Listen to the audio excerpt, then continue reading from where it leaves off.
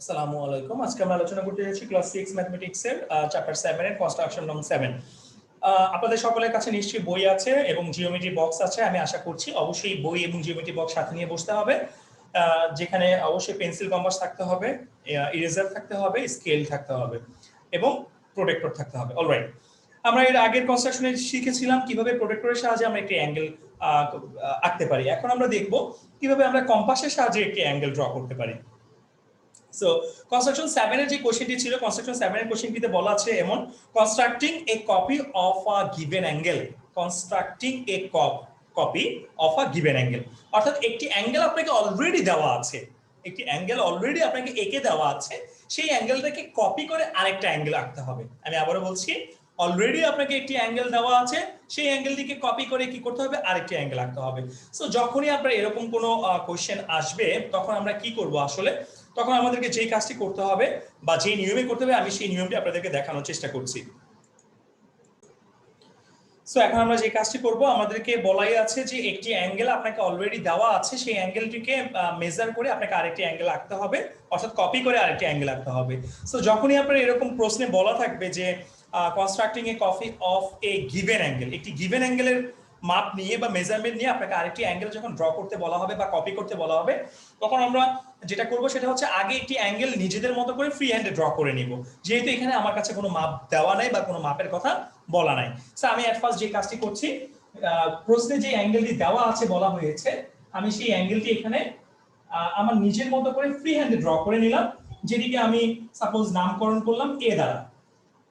So late বা assume, আমরা assume করে নিচ্ছি আমাদেরকে এ একটি অ্যাঙ্গেল দেওয়া আছে, আমাদেরকে কি দেওয়া আছে, এ একটি অ্যাঙ্গেল দেওয়া আছে, এবং এই এ অ্যাঙ্গেলের মেজারমেন্ট নিয়ে আমাকে কি করতে হবে, আরেকটি অ্যাঙ্গেল ড্র করতে হবে। সো হাউ, আমরা কিভাবে করব আমরা একটু দেখে নিচ্ছি।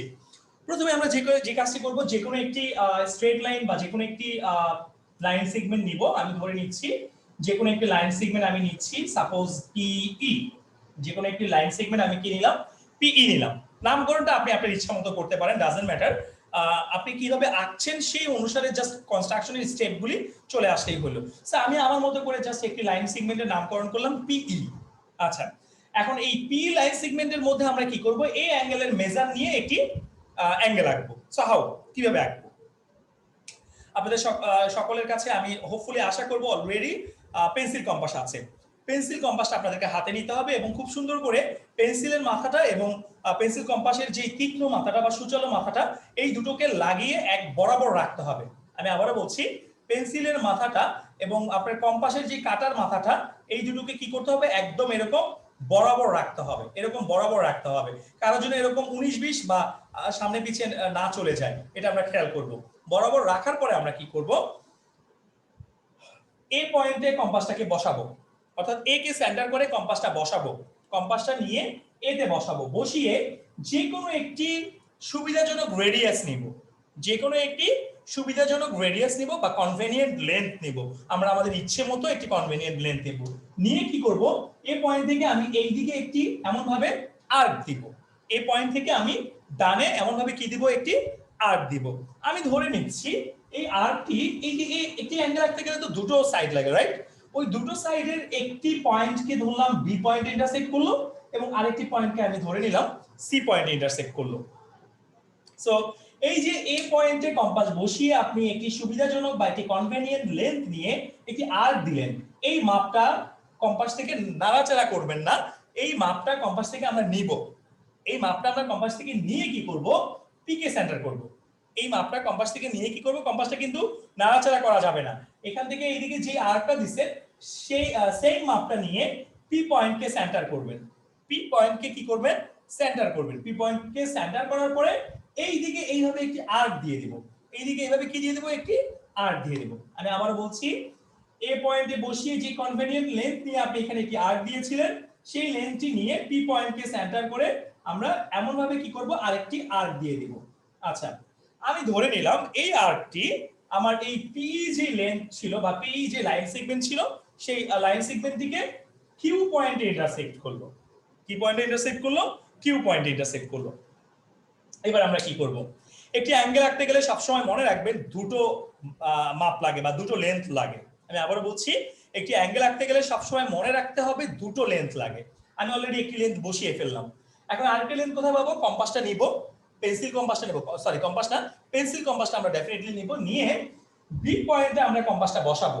বি পয়েন্টে কম্পাসটা বসিয়ে পেন্সিল কম্পাসের সাহায্যে বি থেকে সি পর্যন্ত লেন্থ নিব, বি থেকে সি পর্যন্ত লেন্থ নিব। আমি আবারও বলছি, পেন্সিল কম্পাসের তীক্ষ্ণ মাথাটা বা সূচালো মাথাটা বি পয়েন্টে বসাবো বা বি কে সেন্টার করব, করে বি থেকে সি পর্যন্ত লেন্থ নিব কম্পাস দিয়ে, বি থেকে সি পর্যন্ত লেন্থটা নিব, নিয়ে এই মাপটা এখান থেকে নিয়ে, আবারও বলছি বি থেকে সি পর্যন্ত মাপটা নিয়ে কিউ কে সেন্টার করব। কাকে সেন্টার করব? কিউ কে সেন্টার করব। কিউ কে সেন্টার করে আমি যে মাপটা নিয়েছিলাম সেই মাপের সাহায্যে এই আগের আর্কটার উপরে আরেকটি আর্ক বসিয়ে দিব এইভাবে, এখানে বসিয়ে এইভাবে কি করব? একটি আর্ক দিয়ে দিব। এইভাবে কি করব? আমরা একটি আর্ক দিয়ে দিব, দিলাম। এই আর্কটি দেওয়ার পরে আমি ধরে নিচ্ছি এই আর্কটা, মানে এই আর্কটা আগের আর্কটাকে একটা পয়েন্টে ইন্টারসেক্ট করছে। সেই পয়েন্টের নাম আমি দিয়ে দিচ্ছি সাপোজ আর পয়েন্ট। কি দিয়ে দিলাম আমি? আর পয়েন্ট। এখন আমরা কি করব? এই পি এর সাথে জাস্ট আরটাকে স্কেলটা বসাবেন, স্কেল বসাবেন পি এবং আর এর এডজ বরাবর, পি এবং আর বরাবর আর কি, পি এবং আর বরাবর আমরা স্কেল বসিয়ে জাস্ট কি করব? পি এর সাথে আরটাকে এভাবে জয়েন করে দিব, পি এর সাথে আরটাকে এভাবে কি করে দিব? জয়েন করে দিব। So this is our required angle. এই অ্যাঙ্গেলটাই হচ্ছে আমার রিকোয়ার্ড অ্যাঙ্গেল। এই অ্যাঙ্গেলের নামটা কি? নামকরণ কিন্তু আমি আগেই শিখিয়েছিলাম, আশা করছি আপনাদের মনে আছে। এই অ্যাঙ্গেলটা কোন পয়েন্টে আছে? পি পয়েন্টে আছে। পি এর আগে কি আছে? কিউ আছে। পি এর পরে কি আছে? আর আছে। সো এই অ্যাঙ্গেলটাকে আপনি কিউ পি আর ও বলতে পারছেন, কিংবা এই অ্যাঙ্গেলটাকে আমরা বলতে পারছি আর পি কিউ।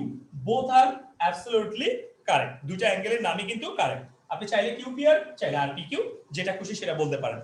ওকে, সো আশা করছি আমরা এটা বুঝতেই পারছি। সো এখন আমরা কি করব আসলে? এখন আমরা কিভাবে আঁকলাম সেই কনস্ট্রাকশনের স্টেপগুলি আমরা খুব সুন্দর করে সাজিয়ে লেখার চেষ্টা করব। সো প্রথমে যে কাজটি করতে হবে, পার্টিকুলার এনসিয়েশন লিখে নিতে হবে। লেট, আমরা ধরে নিচ্ছি the angle A, the angle, let the angle A is given,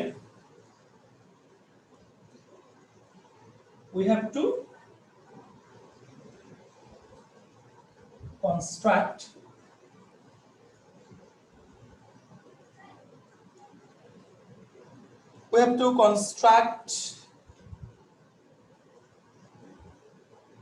an angle which is equal to angle A, sorry, equal of angle A. Okay, so let the angle A is given, we have to construct an angle, আমাদেরকে একটা angle construct করতে হবে which is equal of angle A, যেটা হচ্ছে angle A এর equal. এবার আমরা কি করব? ড্রয়িং এর স্টেপটা লিখব। সো ড্রয়িং এর স্টেপটার মধ্যে আমরা কি করব? এক নম্বরে গিয়ে কি লিখব? প্রথমে আমরা কি করেছিলাম? যে কোনো একটি লেন্থ PE নিয়েছিলাম। সো লিখে ফেলি, draw any length PE, draw PE of any length. PE যে কোনো একটি আমরা কি করলাম? লেন্থ নিলাম। আচ্ছা, তারপরে আমরা কি করেছিলাম? তারপরে কিন্তু আমরা কম্পাসটা এ তে বসিয়েছিলাম, বসিয়ে একটি আর্ক দিয়েছিলাম। আচ্ছা, অর্থাৎ এরপর আমরা সেন্টার করেছিলাম এ কে, কম্পাসের সাহায্যে এ তে সেন্টার করেছিলাম এবং একটি আর্ক দিয়েছিলাম। Place the compass,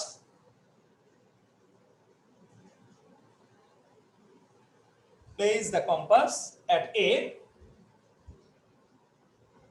and draw an arc, draw an arc of any radius,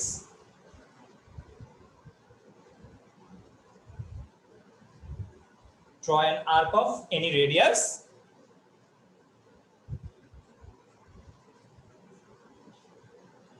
which cut the rays of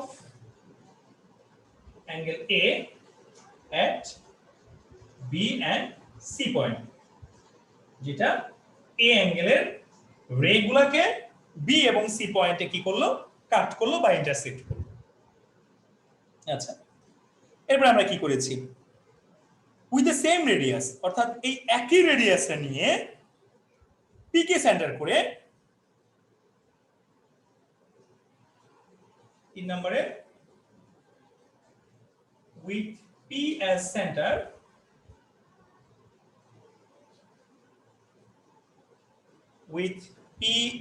center draw an arc, P K centre করে আমরা একটি আর্ক দিয়েছিলাম, draw an arc which is equal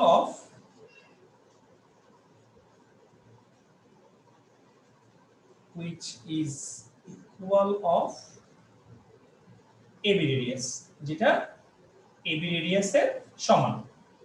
with P as center, P K centre করে draw an arc, আমরা একটি arc দিয়েছিলাম which is equal of AB radius, যেটা ছিল AB radius এর সমান। আচ্ছা, তারপরে আমরা কি করেছি, which cut P at Q point, যেটা P কে কি করলো, Q পয়েন্টে কাট করলো, যেটা P কে কি করলো, Q পয়েন্টে কাট করলো। এখন আমরা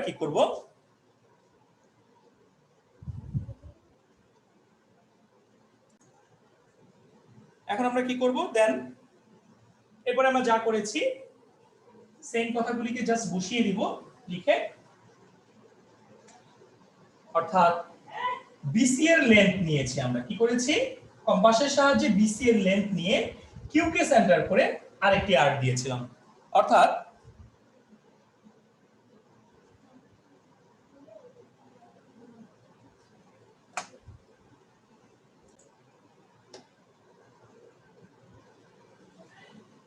with Q as center, draw another arc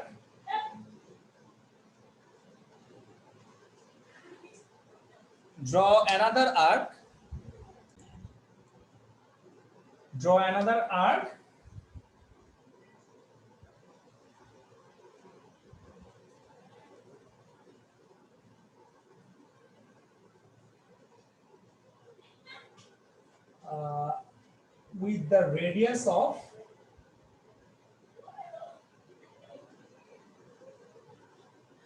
BC, এই BC এর রেডিয়াস নিয়ে Q কে সেন্টার করে আমরা আরেকটি আর্ক দিলাম,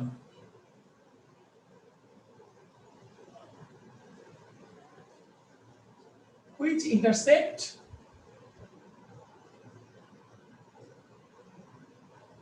previous arc at R point, যেটা প্রিভিয়াস আর্কটাকে কি করলো, R পয়েন্টে ইন্টারসেক্ট করলো। সো 5 নম্বরে গিয়ে আমরা কি করব, জয়েন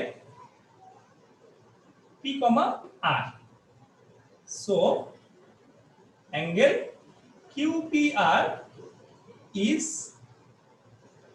our required angle,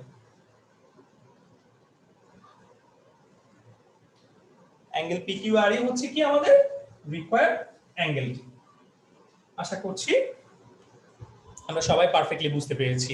আমি আবারও বলছি, কনস্ট্রাকশনের যে স্টেপের, ড্রয়িং এর স্টেপের যে বর্ণনাগুলি, সেই বর্ণনাগুলো কিন্তু আমরা চাইলে আমাদের নিজেদের মতো করে সাজিয়ে লিখতে পারি, কোনো প্রবলেম নেই। বাট যেহেতু আপনারা ক্লাস 6 এ পড়েন, আই রিকোয়েস্ট ইউ অল, আমি আপনাদের সকলকে রিকোয়েস্ট করব, আমি যেভাবে ড্রয়িং এর সাথে মিল রেখে রেখে স্টেপগুলিকে লেখার চেষ্টা করি বা করছি, আপনারা সবাই একটু অবশ্যই কষ্ট করে এইভাবেই লেখার চেষ্টা করবেন এবং লেখাগুলিকে একটু মুখস্থ করে নেওয়ার চেষ্টা করবেন। লেখাগুলিকে যদি আপনারা এখন থেকে একটু মুখস্থ করেন, আস্তে আস্তে ডে বাই ডে আপনারা যেটা আপনারা ইউজ টু হয়ে যাবেন জিওমেট্রিক ল্যাঙ্গুয়েজ গুলোর সাথে, তখন কিন্তু আপনারা নিজেদের থেকেই বানিয়ে লিখতে পারবেন। বাট যেহেতু আপনারা ক্লাস 6 এ পড়েন এখন, আমি আপনাদের সকলকে রিকোয়েস্ট করব, আমরা অবশ্যই আমি যেভাবে আপনাদেরকে কনস্ট্রাকশনের স্টেপের ড্রয়িং স্টেপগুলো লিখে দিচ্ছি ফিগারের সাথে মিল রেখে, আপনারা অবশ্যই ফিগারটিকে সামনে রেখে বা ফিগারের সাথে মিলিয়ে ড্রয়িং স্টেপগুলিকে পড়বেন এবং অবশ্যই ল্যাঙ্গুয়েজগুলিকে মুখস্থ করে রাখবেন। মুখস্থ করে ফেললে হবে কি, নেক্সট টাইম ইন ফিউচার আপনারা নিজেরাই এটাকে সাজিয়ে লিখতে পারবেন। বাট এখন কিন্তু এটা আমি আপনাদের কাছ থেকে একসেপ্ট করবো না, বা আমি আপনাদের কাছ থেকে এটা চাইবো না যে আপনারা নিজেদের মতো করে বানিয়ে লেখেন। আমি আপনাদেরকে যেভাবে লিখে দিচ্ছি আপনারা ট্রাই করবেন সেভাবে লেখার জন্য, মুখস্থ করে। Alright, thank you so much সবাইকে।